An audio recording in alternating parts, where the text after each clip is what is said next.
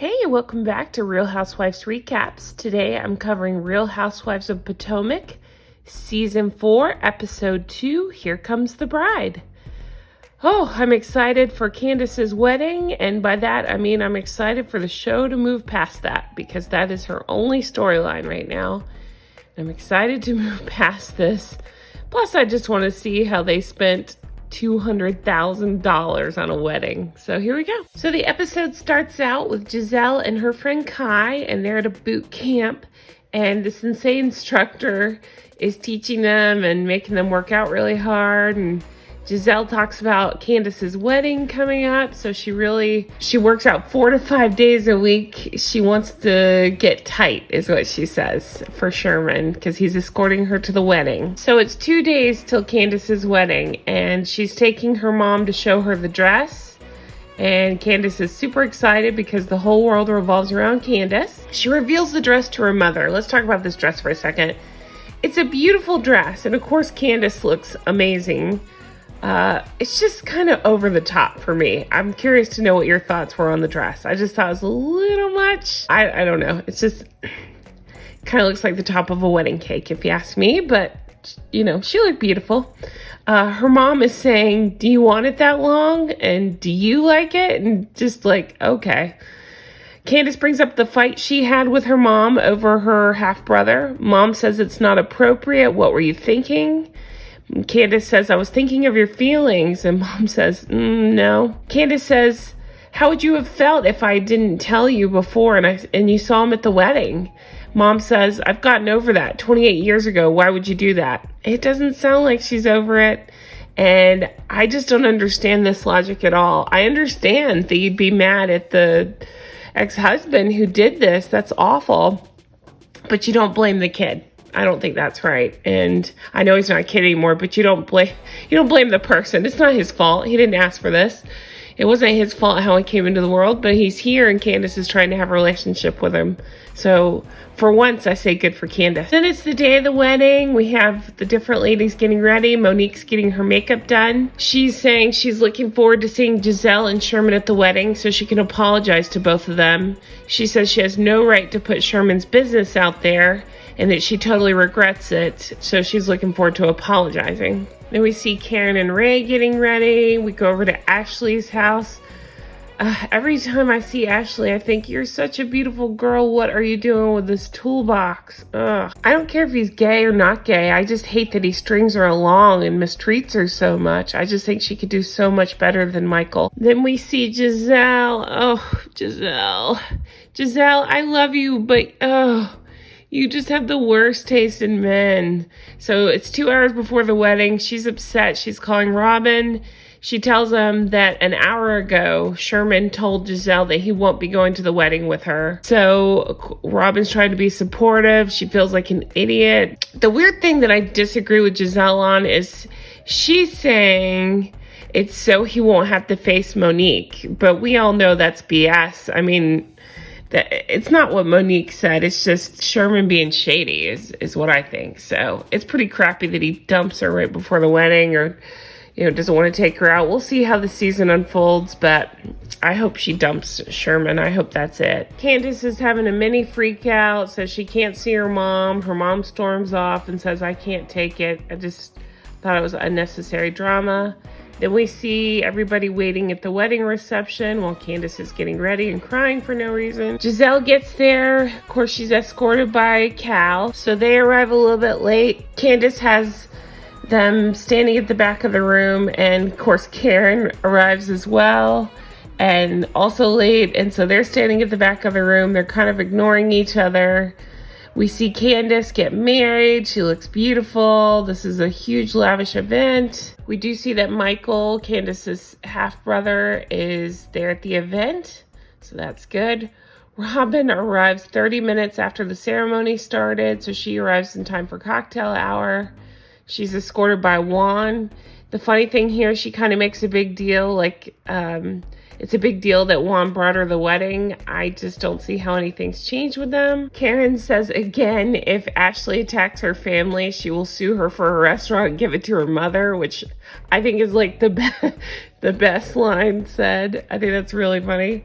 Karen sat beside Gizelle at the wedding, talks about Sherman not coming. Then we see Ashley and Gizelle talking. Gizelle does confide that Sherman had dumped her right before the wedding, and she's upset. Ashley to camera says, "I've never seen Gizelle so vulnerable," and I really felt for Gizelle. That's so tough. I know she counted on having Sherman there with her. Sherman's a piece of trash, but I know she counted on him being there, and then he pulled this crap with her. That's just not right. Then we see Michael talking to Chris, Monique's husband. They're defending Ray. He's anti-Ray. It's a whole thing. The ladies are taking shots. Ashley has revealed she's been cutting out alcohol for fertility, but then she ends up joining them to do fireballs. What's funny is she talks about not having had drinks in a while. So I thought, oh, it must have been a while. Yeah, no, it's been 2 weeks. That's what she says. It's been 2 weeks without alcohol. I'm glad to see Gizelle doing shots and having fun and trying to let go of the Sherman stress. Then we see the reception hall. My God, this is beautiful. Beautiful. It's crazy that they spent $200,000. They were supposed to only spend, supposed to spend $140,000. Ended up spending $200,000. That's crazy. I can tell you that my husband and I spent about $2,500. We had a beautiful wedding. We only had like 25 guests, including us, and it was perfect. So I cannot relate at all to $200,000 on a wedding. That's wild, but it is gorgeous. I just think that's a little crazy. So we see Monique pull Gizelle aside. She apologizes and says she owes Sherman an apology as well.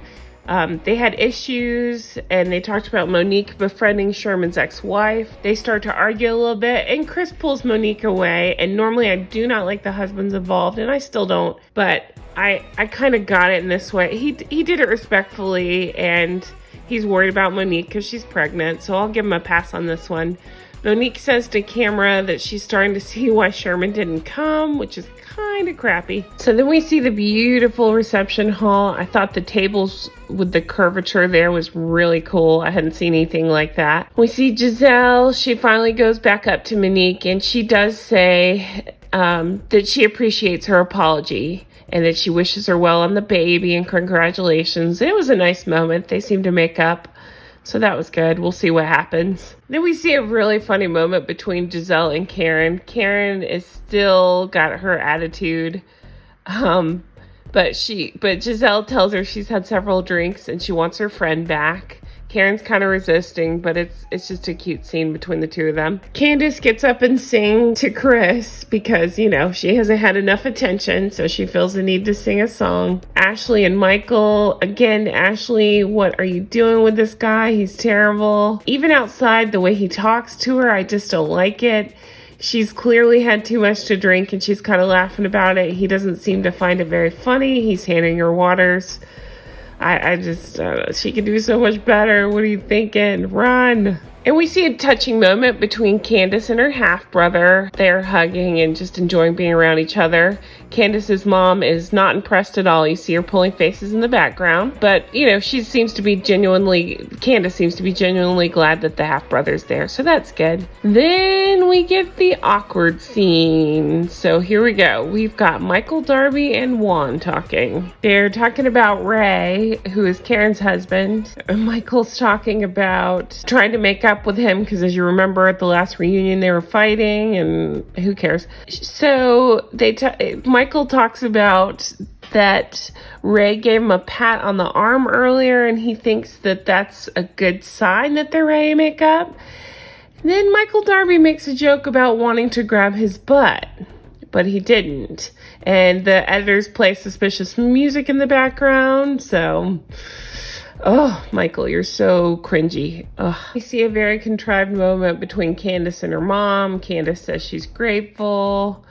I don't know what Candiace is going to do now that the wedding's wrapped up, because she's wrapped up like 2 years of her life and $200,000 planning this thing. Then we see a flash of next time. It looks like Gizelle goes over to Karen's and Karen is saging her house and Gizelle gets saged, which looks pretty funny. We see Michael Darby hugging Ashley's mom. So this is a big deal for Ashley. Ashley's crying because she hadn't seen them be friendly in a long time. Then Katie shows up. She's from season 1, and she makes a joke about not wanting to get married to Candiace, who does not find it the least bit funny because she has no sense of humor about the wedding. Michael Darby is talking to a producer and says the microphone's not working. It hasn't been working all night. Michael says, thank God, because ...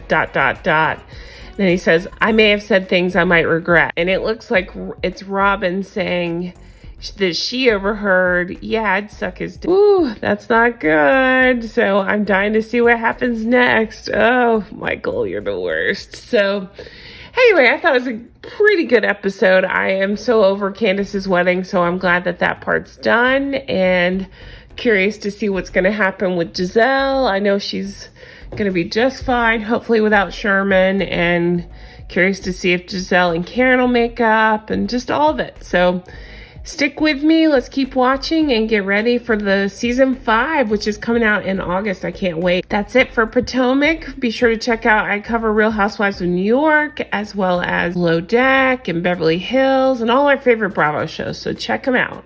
You can find me on Twitter. I'm at Real Recaps. Thanks so much for watching. I really appreciate it, and I hope you have a great day. Bye-bye.